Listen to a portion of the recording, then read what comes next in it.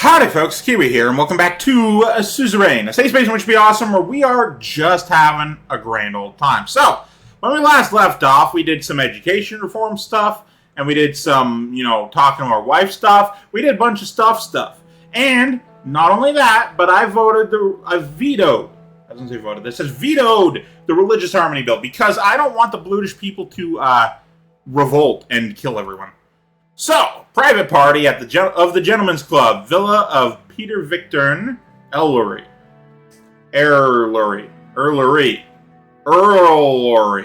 It's just a weird word. Far from becoming accustomed to my workload as president, I only felt more and more snowed under as the weeks passed. It's been ages since I had any time to myself. I was starting to lose my focus, and my temper was growing increasingly thin.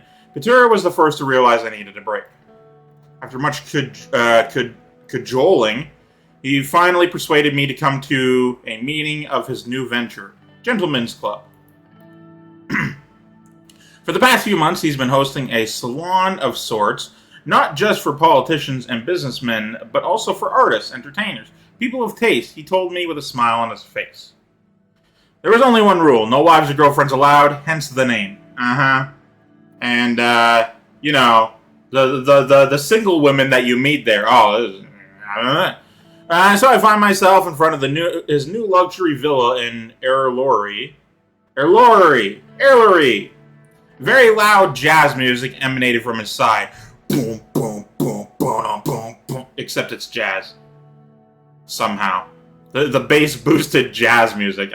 I'm fascinated by this concept. I waited and waited. Finally, Petura opened the door. I could smell the whiskey in his breath. Anton, finally. Now the real party can start. Come on in. As soon as I entered, Petura closed the door and turned to the small crowd. Gentlemen, a minute of your time, please. I now have the privilege to present to you the man himself, the fourth president of Sordland, Mr. Anton Rayne. I known him for long enough to understand that he was more than a little drunk.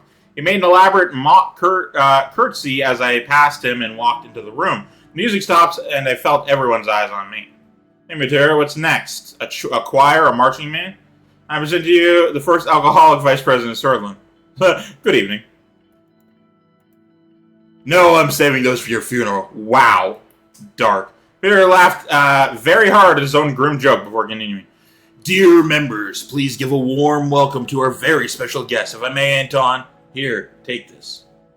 He handed me a glass of whiskey and put his hand on my shoulder. We all know why we're gathered here tonight. To celebrate life. Have a brief escape from our tumultuous professions. I personally don't know any better cure for stress than a little drink. Only a little one? I'll drink to that. Raise your glass. Do. Alright, I'll raise my glass. Now, the tradition dictates that as the club president, I have to remind you of our house rules. There are 3. No politics, no wives, no one sober. Cheers. Petura drank the whiskey in his glass in one go. Sip your whiskey. I'm fucking... You know what? I'm gonna drain that shit. Anton Rayne might have the power to make presidential decrees, but I've... Peter Victor... President of this club. Now declare this party started! Music go! The band started up again. Jazz music pumped through the crowds. High-octane jazz music. After greeting the crowd around me, I felt a hand on my shoulder. Let me show you around. We walked through the corridors of his mansion, statues and paintings line... Wait, if it's his mansion, why is it a gentleman's club? I don't know, it doesn't matter. The stark white walls, an arched window provided a view of the neatly manicured grounds, complete with a swimming pool. A grand lesbian marble staircase led up to the second story. Petura gestured at the massive crystal chandelier hanging overhead. Jesus, place is fucking opulent. Chandeliers made in the 18th century, can you believe it? There's even a hedge mage in the garden. Hang on, I need to do a thing. It's warm in here. It's fucking very warm in here. And I was last on the my other non-recording computer behind me while I waited for my headphones to charge a little. So my fan was moved over there. So I was getting warmer. What's the story behind the chandelier? How are you paying for all this? 18th century chandelier, hedge maze? A little much, isn't it? Ah, come on, Anton. You only live once. I'll let you in on a secret. Gus Manger has a lot of contacts in real estate. He brokered a great deal for me. He'll also be here tonight. I can introduce you if you like. Do you think you could arrange a deal for me as well? I can introduce you if you like. What do you promise him in return? Living in a lavish mansion while my country suffers is not for me. What did you promise him in return? Only my money. We continue walking until we circle back to where we'd started. So, what do you think of my little hideaway? Not bad at all. It's amazing, but I hardly call it a hideaway, more like a palace. Frankly, I find it disgusting. I'm not gonna be, like, disrespectful, but I'm not feeling it. Once he sobers up, he'll see how I was doing. He'll be like, oh, Anton wasn't a fan. I get it. All right. He was just trying to be polite. It definitely doesn't rival yours. Anyway, let's get back to the party. I arranged for some caviar to be brought in from Lesbia. You're going to love it. He opened the door to the main hall and rejoined the other guests. The music was louder now. Some fucking jazz music pumping. And the mood decidedly more inebriating. Cocktail waitresses were carrying around plates of canapes, wearing dresses that left little to the imagination. Okay. I thought this was a gentleman's club. Gesture at one of the waitresses to come over. So this is what you've been hiding from Evelyn. Ooh, I'm gonna do it, but man, is that not the right move. No one is hiding anything. She knows about these gatherings. He averted my gaze for a second before calling over one of the waitresses. Don't make me deny her. She was in her mid-20s, wearing red lipstick, her blonde hair... Hang on. Fucking... There's spittle upon my glasses. Now it's smudgy, but at least I can see. Her blonde hair neatly tied into a ponytail. On her plate were toast points? Toast points? Were toast points slathered in the lesbian caviar Patur had mentioned. I took a bite. It was rich, salty, tasting of pure seaside. I could almost hear the sounds of waves and seagulls. Lesbian caviar, best in the world. I'm telling you, Anton, there are few pleasures in life that are this. As the waitress left to serve another attendee, she flashed a quick smile at Patur over her shoulder. He smiled back a little too broadly. Sensual. Ah, okay. His eyes were still fixed on her with an expression I remembered from our many nights out together as students. Oh, look, there's Gus. Why don't you go talk to him? I'll be back here. I will be back shortly. Patur, I'm warning you, don't make a mistake. Mistake? What are you talking about? I'm just going to the washroom. I'll be back before you know it. He left the room and I headed over to Gus. Gus Manger was standing next to a couple men that I recognized as banking industry magnates. As I approached, all of them turned to me and bowed their heads. Mr. President, a toast to our new member, everyone. Gus and I clinked our glasses as the people around us raised theirs. You don't seem surprised to see me here. How long have you been a member? I heard this mansion is a result of your connections. How long have you been a member? Since the beginning. It's a fun gathering, and quite lucrative at times. You might have heard from Patur that I arranged the deal for this mansion. He also told me that you might be interested in potential opportunities such as, well, this. He opened his arms, gesturing at the opulent surroundings. Let's take a walk. The balcony has an amazing view of Ellery. Erlery. I can't pronounce Erlery. It just doesn't. It doesn't feel right coming out of my mouth. I can't pronounce it properly. We left the room and made our way to the balcony. On the way, he took out 2 cigars and held one out for me. I'll smoke. Smoking is a thing I've done. Take the cigar. I took the cigar and started smoking. Mixed with a taste of whiskey, it was delicious. I disagree personally, but you know what? My character, Anton Rayne, he's a cigar smoker, whiskey drinker. We ran out to the balcony. All of Erlery was at our feet. From this vantage point, I was able to see how expensive the building plot was. The swimming pool and the hedge maze were visible from here. Leaning over the railing, I adored the view for a moment before Gus spoke up. I know you're wondering about the deal Pater made. In a nutshell, thanks to my network, he was able to procure this house for half the asking price, which would have been impossible under any other circumstances. I'd like to make a similarly profitable arrangement myself. You're wrong, I wasn't wondering. That cheap, huh? You must know that the offered price is not suitable for every client. I would have been delighted to work with you, but unfortunately a deal won't be possible at this time. Not from me or my contacts, at least. I thought as much. Honestly, I don't care. It's unfortunate.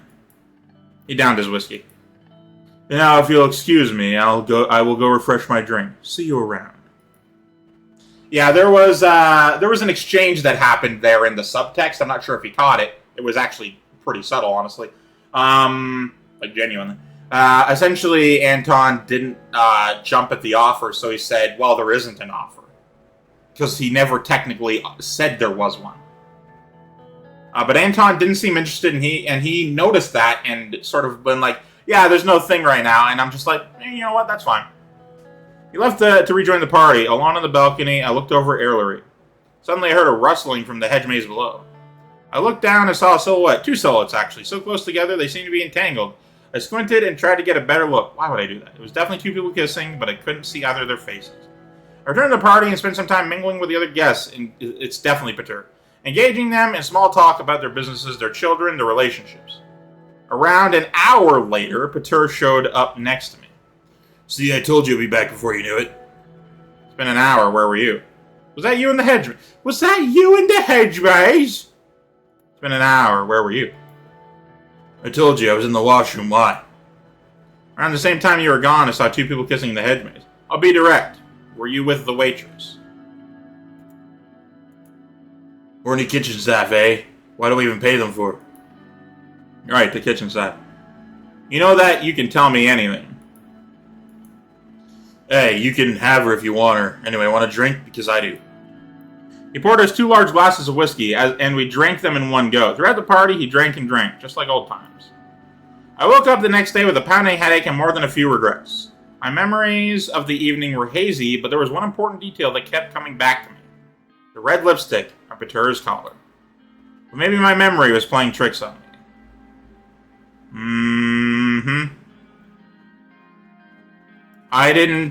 Now I was drunk. Hopefully I didn't engage in any shenanigans. Sordland today. President Rayne saves the day. Hey! According to the information we have received, President Rayne has decided he will veto the Religious Harmony Bill. The bill itself has the words harmony in it. However, don't be fooled by the name. The proposal prepared by Casaro Kibbener took a stab at the heart of Blutish populace by banning Blutish language from being spoken at religious assemblies. Yeah, that's not good.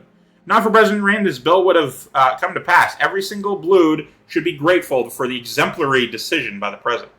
Yeah, the whole you need a majority of 10% whatever voting thing, that had nothing to do with the Blutish specifically. That was against everyone. I care about the Blutish people. Just get more votes. Police violence in the old capital. After the arrests of the vice president and the Young Swords cultural centers, a group of teenagers started protesting in front of the Arlery Police Department, shouting, "Police are fighting for the wrong side." Within a few hours, a small protest pulled a lot of people to join in, which prompted the police force to intervene. We, or our cultural organization, pose no threat to the national security of Sordland or to any other foreign country or state. A protester said, waving a flag of the Kingdom of Sordland, "We have not and do not plan on engaging in acts of terror or violence." The group had dispersed after the arrival of riot police and several arrests were made. According to the reports from the scene, many protesters were beaten up by the police, which is a shame, with at least 20 being critically injured, which is even more of a shame. You're trying to prevent the violence, not cause it. Whole Swords posts connection to Young Sword. Chief of Police Carl Grazer reported that Young Sword sympathizers, as well as several old members of the terrorist organization, are currently working for the newspaper Whole Sword Post. Shame that. Alright, let's see what we got. The opening of the Benfey Festival. I thought I'd be able to talk to my wife first. Our motorcade slowly made his way towards the magnificent Benfey High Arts Center. Night was falling and the festival was about to begin. I flipped through the brochure that had been given to us at the hotel. On the front page, there was a face of Curtin Lest, mayor of Enrica. He was a Benfey native who had a long-standing relationship with the city's current mayor and had been personally invited to make tonight's opening speech. The Benfey Festival was one of the biggest events of the year. It originally marked the start of the annual religious pilgrimage, a weeks-long journey still undertaken by devout Nurists, but today it is better known as a cultural celebration that drew thousands of revelers to the city. There were film screenings, concerts, theater and dance performances, art exhibitions, and celebrity-studded nightly galas. The opening ceremonies were broadcast on TV and watched by millions. This is essentially the fucking Eurovision for all of real-life Europe. Everyone cares about. As the car slowed, coterie of reporters and security guards rushed to meet us. I turned my attention to Monica. Since Gloria had convinced me to cancel her opening speech, things between us had been strained. She barely said a word to me all day. Are you still angry about my decision? She didn't reply at all. She clearly did not want to pursue the topic any further. That's fair. As soon as Serge opened the door, we were enveloped by the roar of the crowd. The next few minutes were a blur of handshakes, photos, and reporters' questions. The onlookers cheered as we walked the red carpet to the newly built art center. We followed the guards through the cavernous white halls until we came to a set of arched doors leading to the auditorium. We waited outside as security did a quick sweep of the area, then headed in. I had been asked to make a quick set of remarks introducing Curtin Lest. I beckoned Monica to join me on the podium. I'm going to find my seat. Monica brushed past me, took her seat in the front row, and crossed her arms. I walked alone to the podium. I spoke for a minute, reading a paragraph my speechwriter had churned out about the importance of the festival and Benfey to Sordland. I concluded by inviting Curtin Lest, the mayor of Enrica, to the podium. I stepped down and joined Monica in the front row. Her arms were still folded. Welcome to the first day of the Benfey Festival. He paused for a moment to let the crowd cheer, and his eyes briefly met mine. I'm gonna look away. This is a night for the people of Benfey, indeed, for the people of Sordland, to put aside their differences and come together in celebration. Yet, as we unite for the festivities, we must remember the real reason we are gathered here. The crowd fell silent. The people were giving their full attention to what he had to say. The festival was founded around the principles of our cherished religion, Nurity. Yet over the years, it has been severed from the sacred roots and becoming something else, something more perverse. An excuse for public drunkenness and grotesque displays of the flesh. An occasion for young women to parade their bodies and engage in lascivious behavior. I've never known how to pronounce that word.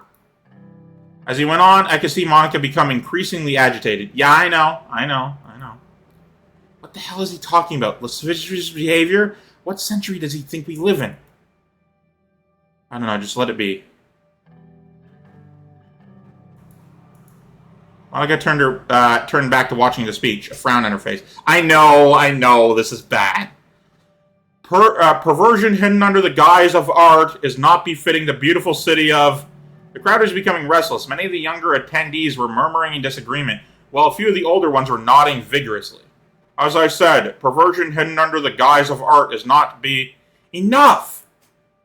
The hall fell silent. Monica rose and continued. Mr. Less, it is not young women who are a disgrace to this fine festival, but you. You and your backwards puritanical attitudes, which have been holding this country back for too long. Please sit down. I know, but please sit down. Oh, the situation is bad. I knew this would happen from the instant he stepped on the thing, but alright, so let's assess the situation. In all three cases, it's entirely possible that she'll say no and keep going, and then there'll be news reports. Hey, the economy's a little better. And the news reports will be like, President's crazy wife freaked out at the thing. I don't want to make our relationship bad. She's not making a fool of herself. She's standing up for women. That's the, honorable? That's not the word I'm trying to think of, but whatever. It's good, is what I'm trying to say. But, you know, try to be a negotiator. I don't want people are going to talk about her anyway. She's already started this. Shh, Monica, please sit down. No, I will not sit down this time. Monica turned to face the audience, speaking loud enough to be heard without a microphone. Women of Sordland, we must not let people like Mr. Less use religion as a justification to demean and oppress us. Our time has come. Shocked gasps ran through the crowd. A few people rose and applauded. Curtin Lest waited to speak. I think Mrs. Rayne is forgetting her place. What do you think my place is, Mr. Lest? The kitchen? This festival is not about your retrograde traditions. We're living in modern times now. It's 1954. I'm sorry, that's a funny line for me here in 2022. And this isn't your place to decide how the people of Benfey, especially the women, should be celebrating their own festival. I mean, that's actually just genuinely a fair point. Like, this dude can fuck off, you know? Well. I did say sit down, you know? No, I will not sit down this time. I'm also not gonna, I'm not gonna, like, yell at her, right? I'm gonna do nothing in this instance. She has the floor. I warned her, I said, hey, maybe don't do this. She says, no, I'm doing this. I'm like, you have the floor. It's yours. Do with it what you will. This is a mistake. This is a bad idea, and I told you not to, but hey, it's yours. I looked at the podium to see Curtin Less' piercing gaze on me. There would surely be a price to pay for this. Mr. President, could you please control your wife before she embarrasses herself any further? Monica, get back in your goddamn seat. Monica, we've been over this. Now is not the time to sit down, please. I'm so sorry about this, Mr. Less. Please finish your speech. You know what, Curtin? My wife is absolutely right. The issue with this is the fucking old guard.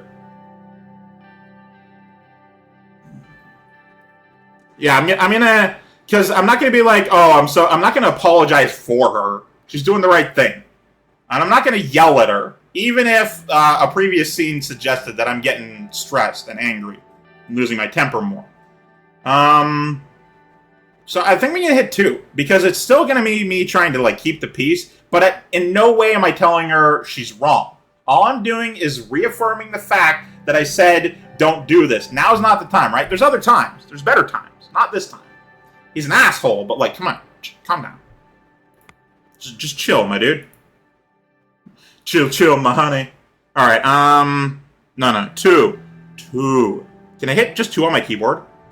Oh, hell yeah, I can! Oh, that's awesome. I didn't even know that until now. Monica, we've been over this. Now is not the time. Sit down, please. The crowd was in uproar. I had to lean over to catch Monica's next words.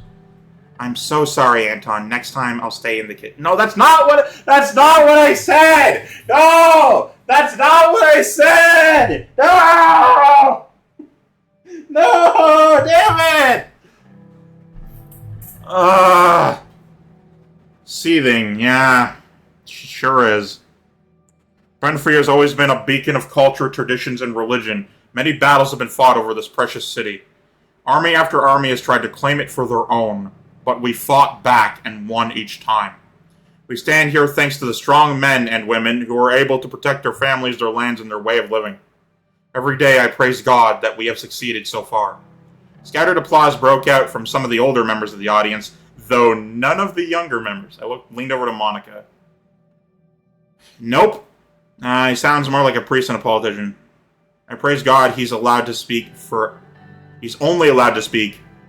for another 2 minutes. She said nothing, her gaze fixed forward. Yet the traditions that form the very fabric of our society are being tested, even as I speak. Don't know where that stutter came from. That was weird. He looked pointedly at Monica. We must stay true to our values so that Sordland can prevail, so that Benfey can prevail. With these as at the forefront, I am convinced that Sordland will continue to be the greatest nation in the world. I invite every single one of you to celebrate our roots and our traditions at this holy Benfey festival. I hereby declare the festival open. Praise God, praise Sordland, praise Benfey. Morgna Vescor. Most of the people in the hall finished the decades-old saying, including me. Monica's lips moved, but she didn't say the words out loud. He exited the stage as the band struck up the official festival anthem. Spent the rest of the evening alternatively watching the festivities and conversing with local politicians. By the time I got back to the hotel, I was exhausted. But thanks to the festivities still raging outside and the sound of Monica tossing and turning beside me, I couldn't sleep at all. Yeah, our marriage is going to be tested a little, but I didn't... It came across that way, and I hate that it did. Fucking... No, I didn't say go back to the kitchen. I didn't. No! It goes against everything I morally stand for. I fucking hate people who say shit like that to women. It's the worst. Anyway, Welland deploying special forces to Vernon. Rockowitz-Welland, President Smolak has announced that the city of Vernon has been put under curfew along with several other towns in the northeast of the country. The Wessex Army... Wessex! I don't know where that came from. It's just Wessex. Has deployed specially trained military forces to combat the militant organization known as the British Freedom Front. Welland has increased its efforts in fighting terrorism with aerial campaigns and ground operations targeting BFF militants and their hidden bases. This operation will surely have consequences for the region, particularly for the neighboring countries of Lesbia, Rumburg, and particularly Sordland. Welland, the one down there. Which has a large population of British people living inside its borders. Alright, let's get some of these notes. Here's a report from Suzerain, refugees of Vernon. Reports from our border in the Wessex city, Vernon, show that there are about 1,000 people running away from Wessex military forces towards the Swedish border. Look, I'm sorry, Welland, but you can't do shit like this. Wessex. Where is Wessex? I don't know. Doesn't matter. Alright, let's read the report here. Protests and looting. Goody. Everything is just always terrible. Protest and occasional looting continues in regions of Nargis. The police report that the violence has been minimized and the situation is mostly under control outside the big cities. Estord police force reported that several militants had been hiding among the protesters and are being watched closely. Yeah... Gonna have to. I'm gonna do it in this episode. Felt like eternity since the Benfey Festival. Had really only been less than 24 hours. I was at home now, drinking an afternoon coffee on my balcony. A stack of newspapers lay by my side. I picked them up one by one, reading and rereading articles about the festival. Some of the newspapers were merciless against Monica for interrupting Curtin during his speech. A few even called her to be barred from political matters. Others expressed their support. In any event, I was relieved that the incident hadn't reflected too badly on me. Ooh, that's a bad mentality to have. I mean, I get it, you're the president, but I don't know. I was putting the last newspaper down as Monica joined me on the balcony. So, you've seen the news. Monica, I know. We can talk about this. What is there to talk about? And I'm a disgrace and with no support from my husband. It says so right here. Darling, believe me, my hands were tied. That sounds like an excuse, but really it was. They are, yeah, genuinely. Anton, how could you? First you deny me the opportunity to speak at the festival, then you let that dinosaur Les make a mockery of me and my cause. She grabbed the top newspaper from the stack and started reading it out loud. With her shameful outburst at Enrica Mayor Curtin Lest, First Lady Monica Rayne once again proved that politics is an area best left to gentlemen. With the president providing no support, her challenge to Les was quickly defeated. The president provided no support. You can't even stand Les, and you took his side while making me look like a fool. She started ripping the newspaper to shreds. After all these years by my side, by your side, playing the doting wife, you know my mother was right about you. Thought you're capable of defending yourself. Nope. What's that supposed to mean? I'm so sorry. I understand if you never forgive me. Yeah, this is just a bad situation that I don't want to be in. I didn't want her to speak out, and she did, and I couldn't do anything about it, and it sucks. Just tell me why. Couldn't you have said something? I didn't want to lose curtain support. Sometimes you have to make sacrifices for the good of the country. You've got to learn that if you want to enter politics. I was afraid I'd make you look weak by stepping in.